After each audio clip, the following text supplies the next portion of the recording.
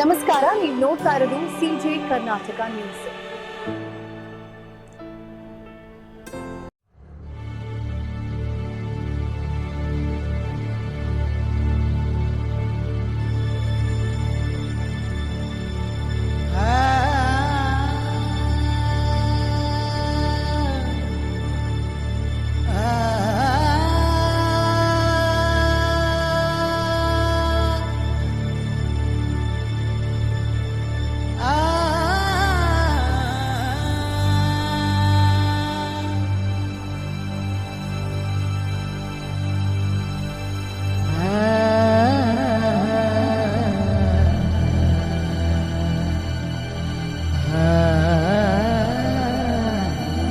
ಶೋಕ ಸಂದರ್ಭದ ಆಹ್ವಾನ. ನಿಮಗೆಲ್ಲರಿಗೂ ನಮ್ಮ ತಂದೆಯವರ ವೈಕುಂಠ ಆರಾಧನೆ ವಿಷಯ ತಿಳಿಸಲು ವಿಷಾದ ಎನಿಸುತ್ತದೆ. ನಮ್ಮ ತಂದೆಯವರಾದ ಲಿಂಬು ಬದ್ದು ಜಾಧವ್ ಅವರು ದಿನಾಂಕ 18/5/2026 ದೈವಾಧೀನರಾಗಿರುತ್ತಾರೆ.